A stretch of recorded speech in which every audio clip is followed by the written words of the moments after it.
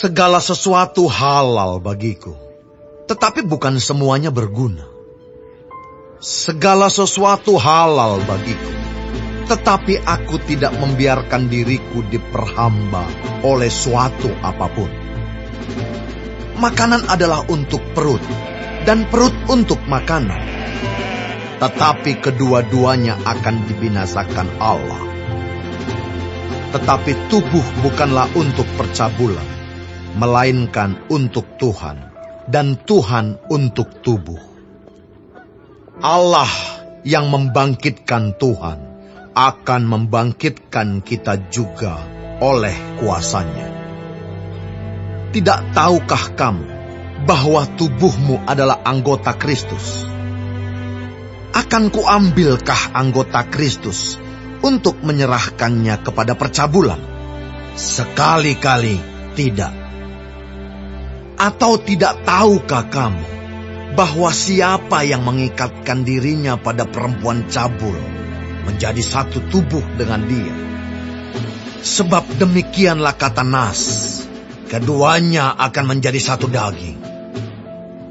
Tetapi siapa yang mengikatkan dirinya pada Tuhan menjadi satu roh dengan dia. Jauhkanlah dirimu dari percabulan. Setiap dosa lain yang dilakukan manusia terjadi di luar dirinya. Tetapi orang yang melakukan percabulan berdosa terhadap dirinya sendiri. Atau tidak tahukah kamu bahwa tubuhmu adalah bait Roh Kudus yang diam di dalam kamu, Roh Kudus yang kamu peroleh dari Allah, dan bahwa kamu bukan milik kamu sendiri? Sebab kamu telah dibeli dan harganya telah lunas dibayar. Karena itu, muliakanlah Allah dengan tubuhmu.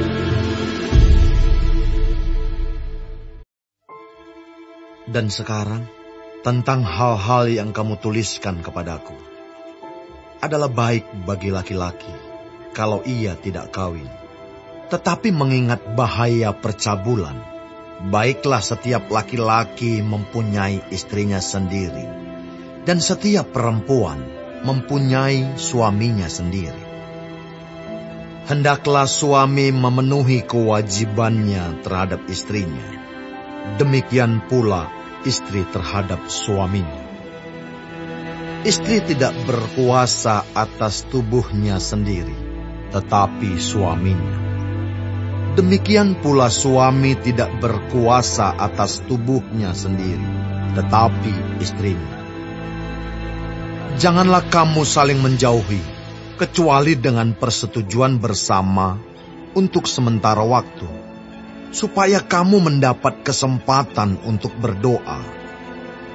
Sesudah itu hendaklah kamu kembali hidup bersama-sama, supaya iblis jangan menggoda kamu, karena kamu tidak tahan bertarak. Hal ini kukatakan kepadamu sebagai kelonggaran, bukan sebagai perintah. Namun demikian alangkah baiknya kalau semua orang seperti aku. Tetapi setiap orang menerima dari Allah karunia-Nya yang khas, yang seorang karunia ini, yang lain karunia itu.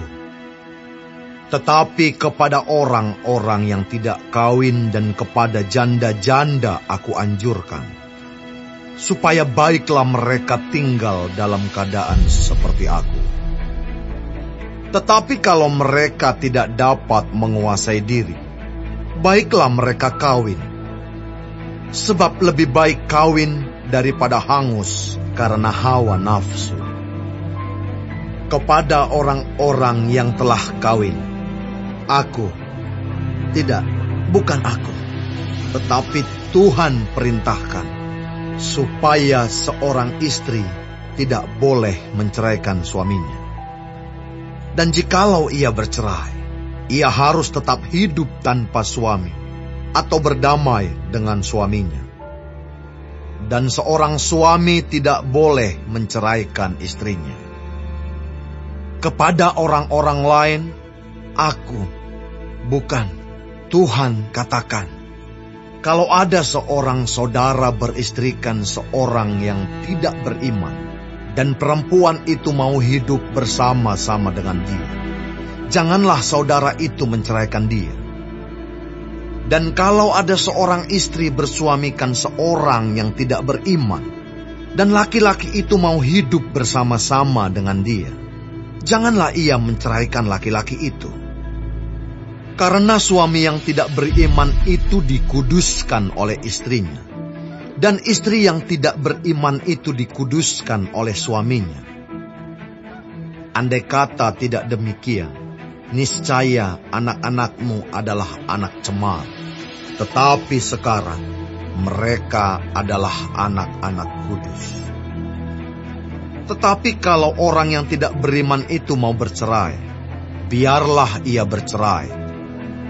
Dalam hal yang demikian, saudara atau saudari tidak terikat.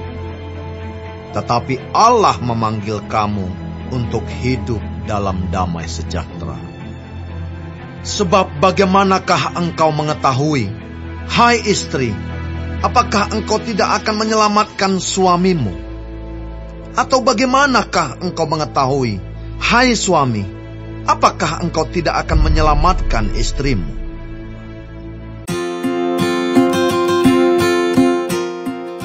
Selamat pagi adik-adik sekalian, kita bertemu lagi pada pagi hari ini di pelajaran 12. Judulnya adalah bijaksana menghadapi masalah keluarga.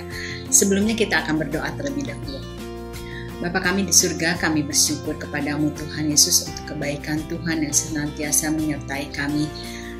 Kami mau bersyukur karena dalam kehidupan kami boleh mengenal Engkau Tuhan Yesus sebagai Tuhan dan Juru Selamat kami. Kami bersyukur untuk semuanya itu. Karena kami boleh dilahirkan di dalam keluarga yang takut akan Tuhan. Tuhan Yesus, kami akan belajar kebenaran firman Tuhan, tolong kami, supaya kami bisa mengerti dan kami bisa melakukannya di dalam kehidupan kami. Terima kasih Bapa, di dalam nama Yesus Kristus kami berdoa. Amin. Pelajaran pagi hari ini diambil dari 1 Korintus 6 ayat 12 sampai dengan 7 ayat 16. Adik-adik, kalau adik-adik melihat di dalam suatu keluarga adik-adik atau keluarga yang lainnya, pasti adik-adik berpikir, kok masalah itu ada ya? Ya, sepanjang kita hidup masalah itu selalu ada. Baik masalah yang dihadapi di dalam keluarga adik-adik, mungkin di keluarga yang lain juga pasti ada masalah. Cuman timbulnya masalah itu pasti berbeda satu dengan yang lain, dari keluarga yang satu dengan keluarga yang lain. Tapi satu hal, sebagai orang-orang yang beriman, kita tahu bahwa masalah itu akan timbul ketika kita tidak taat kepada firman Tuhan. Jadi adik-adik jangan menambah masalah, karena kalau adik-adik tidak melakukan kebenaran firman Tuhan, maka otomatis pasti masalah itu datang. Nah, kita akan belajar beberapa masalah-masalah di dalam sebuah keluarga.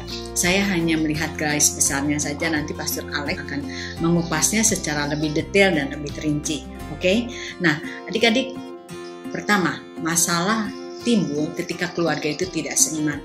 Seperti apa misalnya?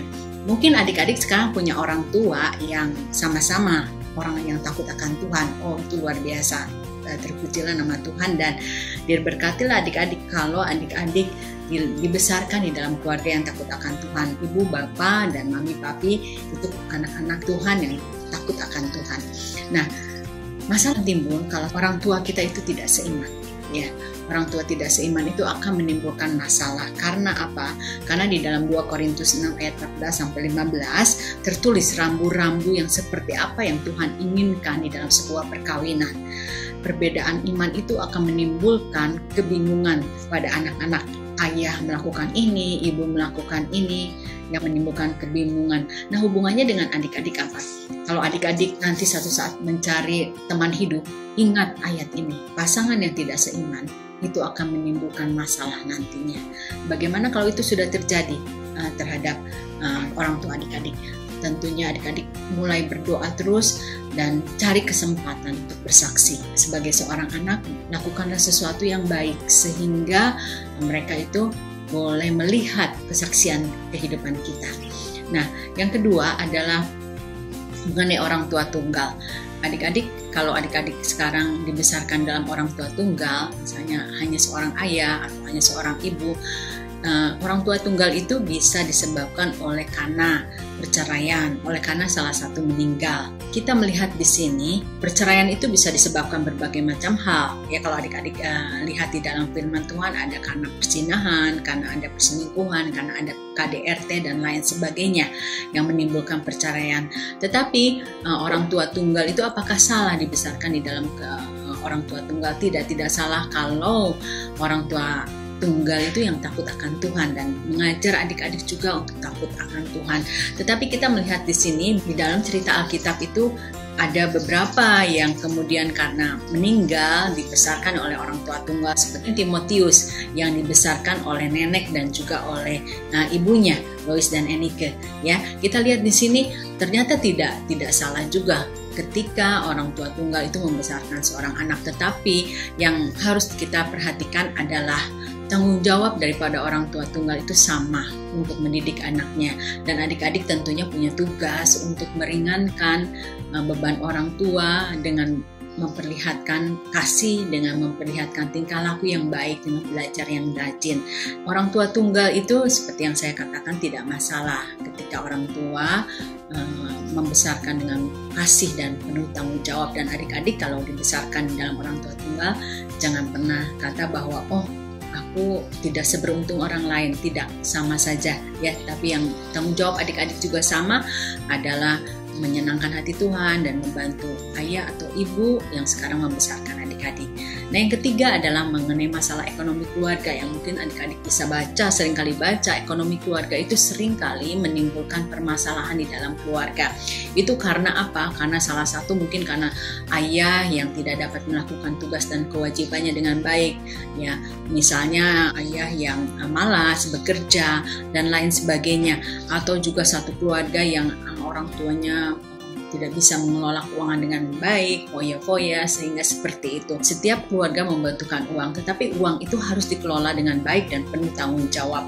Oleh karena itu, sebagai anak juga, adik-adik harus mengelola uang sedini mungkin. Sekarang itu harus mengelola uang dengan baik. Mungkin adik-adik tanya, loh kan saya belum bekerja. Tidak apa-apa, adik-adik punya uang jajan kan? Nah, uang jajan itu adik-adik harus kelola dengan baik. Mana yang adik-adik harus berikan persembahan, perpuluhan, atau mana yang adik-adik harus belanjakan uang itu dengan baik. Dan sisanya kemudian harus ditabung supaya suatu saat kelak itu adik-adik tidak terjebak di dalam materialisme. Ya, kemudian adik-adik juga bisa dari sekarang mulai belajar dengan rajin. Suatu saat nanti adik-adik setelah selesai sekolah atau kuliah, adik-adik juga bisa bekerja, mempunyai pekerjaan dengan baik. Dan yang terakhir adalah tentang KDRT. Banyak sekarang tentang kekerasan dalam rumah tangga ya terjadi. Ya, ayah kepada ibu atau ibu kepada ayah. Kekerasan dalam rumah tangga itu tidak terjadi tidak saja secara fisik, yang memukul misalnya, tetapi juga secara verbal, yaitu dengan perkataan yang menyakitkan, ya, perkataan yang kemudian melecehkan.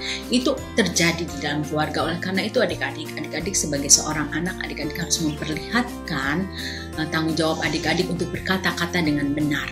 Ya, berkata-kata dengan benar di dalam keluarga, memberikan contoh kepada adik dengan perkataan yang baik, dan juga di sekolah adik-adik juga jangan mencontoh perkataan-perkataan yang tidak baik itu, karena perkataan yang tidak baik itu kalau adik-adik contoh itu akan menjadi kebiasaan yang tidak baik. Nah, adik-adik, kesimpulannya adalah rahasia sukses dari satu keluarga adalah keluarga yang saling mengasihi satu dengan yang lain, keluarga yang takut akan Tuhan, dan keluarga yang tahu tanggung jawabnya masing-masing, sehingga mereka dapat bertindak dengan benar, berkata dengan benar, dan dapat memperlihatkan sifat saling mengasihi satu dengan yang lain. Oke adik-adik, kita akan dengarkan dulu penjelasan lebih lanjut dari Pastor Alex. Silahkan Pastor. Shalom Bapak Ibu Saudara-saudari yang sangat dikasihi oleh Tuhan Yesus. Renungan firman Tuhan kali ini adalah dari 1 Korintus 7 ayat 1-16. Tema yang kita renungkan kali ini adalah bijaksana menghadapi masalah keluarga. Saya akan mengajak kita semua untuk memulai renungan ini dengan melihat Efesus 5 ayat 32. Rahasia ini besar, tetapi yang aku maksudkan ialah hubungan Kristus dan jemaat. Di dalam konteksnya, ayat ini mengatakan bahwa firman Tuhan mensetarakan hubungan antara suami dan istri dengan hubungan antara Kristus dan jemaat. Ayat ini dengan jelas menunjukkan kepada kita semua bahwa Tuhan menghendaki perkawinan antara laki-laki dan perempuan. Dengan berpijak pada ayat ini, mari kita masuk ke 1 Korintus 7 ayat 1. Dan sekarang tentang hal-hal yang kamu tuliskan kepadaku adalah baik bagi laki-laki kalau ia tidak kawin. Di ayat ini, Rasul Paulus menjelaskan secara tersirat bahwa ada laki-laki atau perempuan yang dipanggil Tuhan untuk tidak kawin. Dari konteks seluruh Alkitab, secara tersirat, firman Tuhan ini menyampaikan kepada kita semua, jika seseorang, baik dia laki-laki maupun perempuan, dipanggil Tuhan untuk tidak kawin, tapi dia kawin, maka dia bermasalah. Masalah yang kita bicarakan di dalam konteks kita kali ini, sebagaimana ditunjukkan di ayat-ayat berikutnya, terutama adalah masalah percabulan. Di ayat 2, tetapi mengingat bahaya percabulan, baiklah setiap laki-laki mempunyai istrinya sendiri dan setiap perempuan mempunyai suaminya sendiri. Secara tersirat firman Tuhan ini menunjukkan kepada kita ada laki-laki atau perempuan yang dipanggil oleh Tuhan untuk kawin. Jika seorang laki-laki atau perempuan dipanggil Tuhan untuk kawin, tapi dia tidak kawin, maka dia ini bermasalah. Masalah ini menyangkut percabulan. Di ayat 3, hendaklah suami memenuhi kewajibannya terhadap istrinya, demikian pula istri terhadap suaminya. Firman Tuhan berbicara mengenai hubungan intim sebagai suami dan istri antara suami dan istri. Yang dimaksud dengan hubungan intim ini adalah hubungan seksual. Dengan kata lain, firman Tuhan mengatakan hendaklah suami dan istri berhubungan seksual. Secara tersirat ayat ini menyampaikan kepada kita jika seorang suami atau istri tidak memenuhi kewajibannya sebagai suami atau istri dalam hal berhubungan seksual ini, maka rumah tangga mereka bermasalah. Artinya si suami atau si istri yang berada di dalam situasi ini bisa bermasalah dengan percabulan. Di ayat 4, istri tidak berkuasa atas tubuhnya sendiri, tetapi suaminya. Demikian pula suami tidak berkuasa atas tubuhnya sendiri, tetapi istrinya. Mengingatkan kepada kita bahwa dalam hal berhubungan intim ini, badan si istri adalah milik si suaminya, dan badan si suami adalah milik istrinya.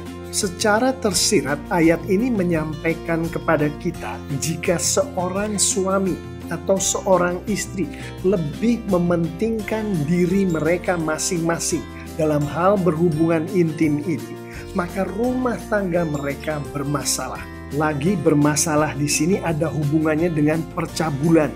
Di ayat 5, janganlah kamu saling menjauhi kecuali dengan persetujuan bersama untuk sementara waktu supaya kamu mendapat kesempatan untuk berdoa. Sesudah itu hendaklah kamu kembali hidup bersama-sama supaya iblis jangan menggodai kamu karena kamu tidak tahan bertarak.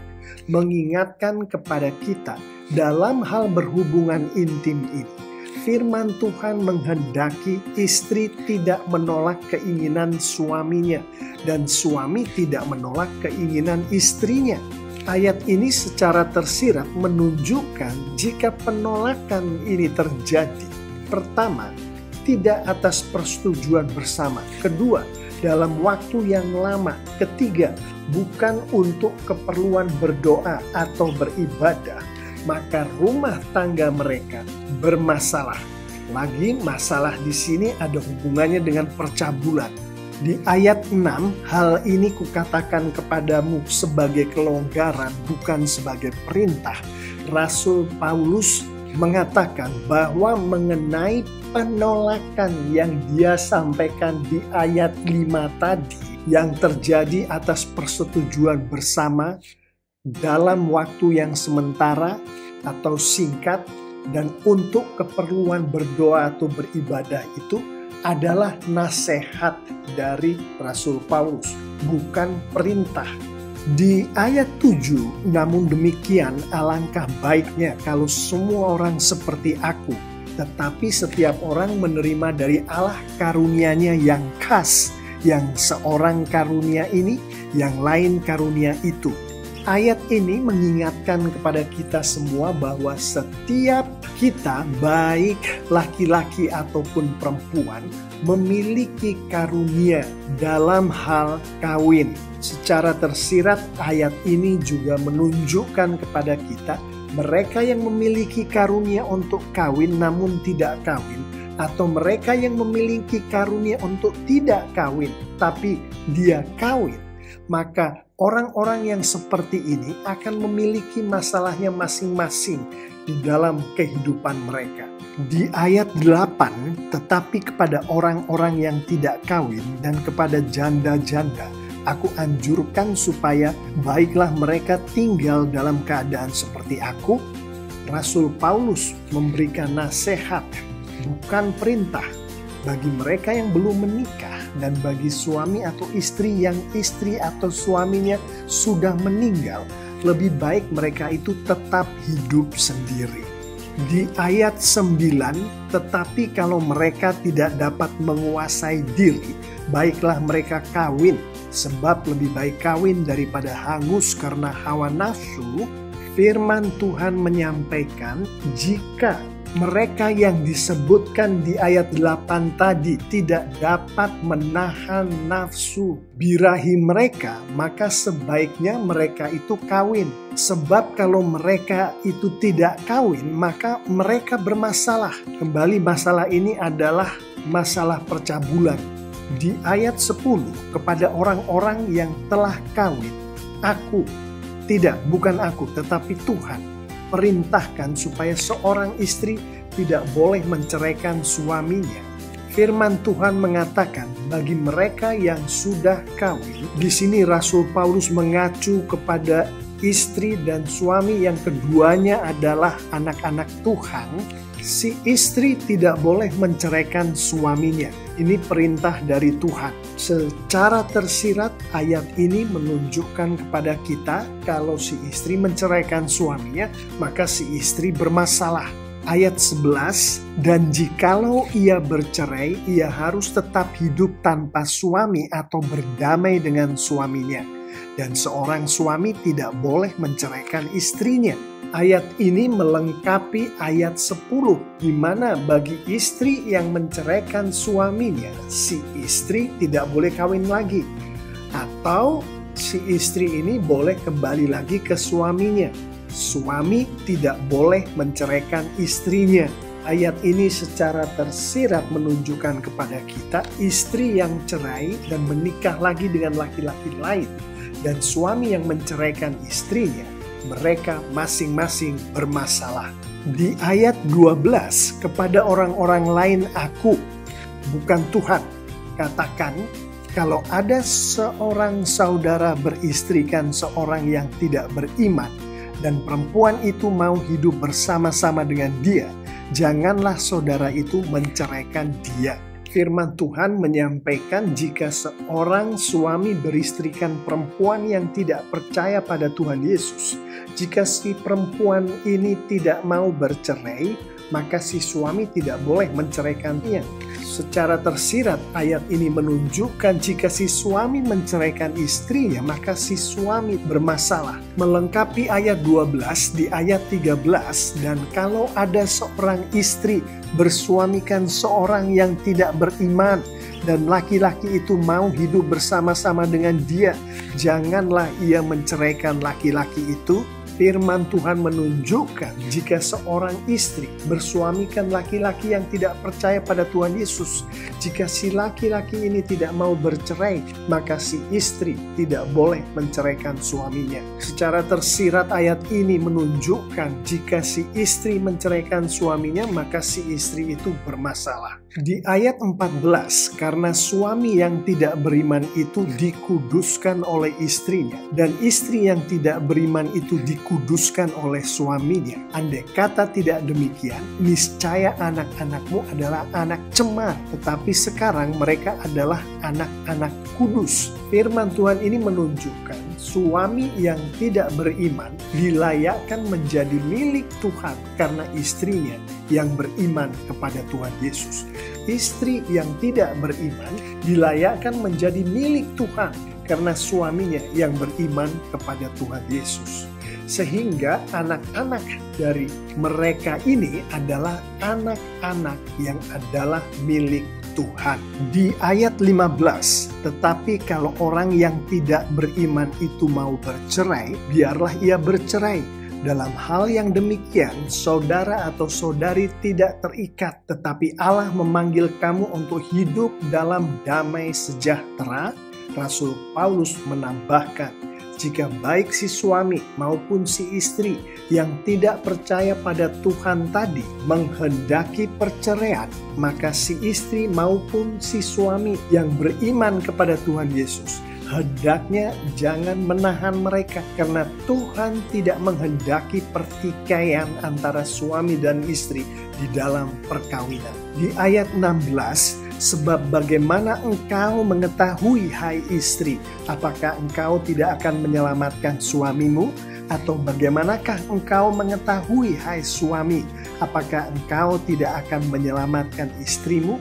Rasul Paulus menyampaikan baik si suami maupun si istri yang beriman kepada Tuhan Yesus itu seyogyanya mengusahakan yang terbaik agar tidak terjadi perceraian. Sebab Tuhan mungkin saja berencana menyelamatkan si istri maupun si suami yang tidak percaya kepada Tuhan Yesus itu melalui si suami atau si istri yang beriman kepada Tuhan Yesus. Bapak, Ibu, saudara-saudari yang sangat dikasihi oleh Tuhan Yesus, dengan berbagai masalah yang dihadapi oleh suami dan istri di dalam perkawinan, Tuhan menghendaki anak-anaknya, laki-laki dan perempuan, untuk kawin.